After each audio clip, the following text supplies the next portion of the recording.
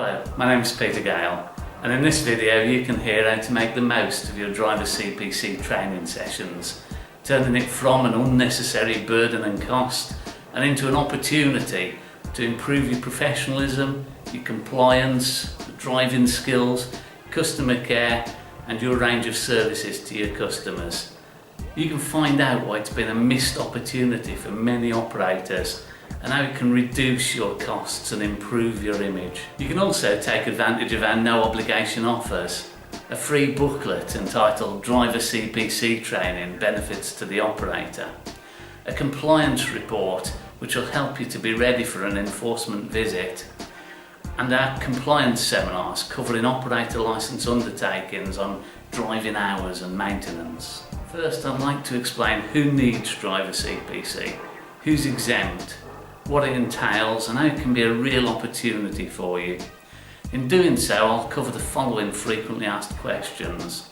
Are any of my drivers exempt? What's the syllabus? Is it just a government revenue raiser? Is it a big waste of time? How can it be an opportunity? How can I get my drivers motivated and interested in the programme? And how can I as an operator benefit? I ought to mention that this video concentrates on goods vehicles drivers, though much of the detail is also relevant to bus and coach drivers. We also concentrate on refresher training, not initial training. The difference is covered in the booklet. Thus, we're dealing with the fact that drivers who've got their Driver CPC, whether by initial, acquired rights, or having done their first 5 refreshers, continually need 5 days training every 5 years. There's more detail on that in the booklet. Driver CPC applies to pretty much all professional drivers of goods vehicles over 3.5 tonne gross vehicle weight. There are some exemptions, but time does not permit a full explanation. However, if driving is the main job, then Driver CPC is almost certainly required. And even where driving is not the main job, it may be required. Even when a driver is exempt, such as under the incidental driver exemption or a driver of a 3.5 tonne van, some of the training may still be very beneficial. For example, do you want your van drivers to be safe drivers, to secure their loads, to be commercially aware and able to communicate well and be courteous to the customers? Do they need dangerous goods awareness, manual handling or other health and safety training? All of these subjects can be covered within your programme, and thus you may benefit from including some staff who are exempt. We recommend office and warehouse staff to attend some relevant sessions. This brings me nicely onto the syllabus. Frankly, there isn't a rigid syllabus. There's just a criteria into which courses have to fit in order to be approved as Driver CPC training sessions. But it's hugely important to pay attention to the subject matter covered when obtaining tenders or when instructing a training company. To do otherwise is really a missed opportunity. It's like phoning a college and saying you want to study their cheapest course, regardless of the subject. The legislation provides that you need to choose 5 days of approved refresher training every 5 years. That's 1 day a year on average. That's not an onerous obligation. Many employers would seek to invest in training their workforce as a matter of course. It's just your responsibility and it's to your benefit to choose training which will benefit your driver and your company. So, is Driver CPC just a government revenue raiser?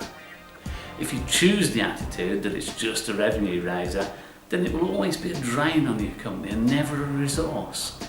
Why? Because with that attitude, the temptation will be to book the cheapest training possible, whether it's relevant and beneficial to your company or not. And that's a false economy. If you use the training to benefit your company, you'll end up with an improved professional image, safer drivers, better compliance, reduced risks and reduced costs. But you'll need to be behind the training in order to accomplish this. Is it all a big waste of time? Well, arranging irrelevant sessions on the basis of cost or convenience is yes. Is training a waste of time per se? Well, most professionals believe in continual professional development and most industries invest in the training of their people. Driver CPC can be a real opportunity for the operator. You now have the opportunity to engage in some form of continual professional development, and so do your competitors. If you get behind it, if you sell the idea to your staff, to your drivers, if you explain the benefit, and most importantly, if you plan and manage it professionally, then you'll see the benefits in staff retention, in customer satisfaction, and in reduced costs. Of course, it's necessary to get your drivers behind this if they're to benefit from it, and there are several means of doing so. Firstly, your own attitude will influence, so positively backing the training as beneficial to all concerned will be a good starting point.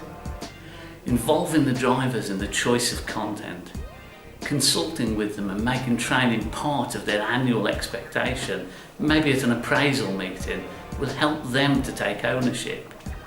I've delivered training sessions to drivers who've started in a hostile attitude but are won over by the end of the day and appreciative of the knowledge that they've acquired. If you get them participating and joining in, just by making the training relevant and giving them some choice, they'll benefit even more. I can't cover all the ways that you may benefit as an operator or how to achieve it in this short clip. In the free booklet on the topic, we cover how you can benefit from better skilled drivers who are more economically and environmentally aware, who are more focused on customer service, who are better communicators and better team workers, and most importantly, safer and more fuel efficient drivers. Click the link below to download the free booklet, and you can find more information on all of the items raised in this video.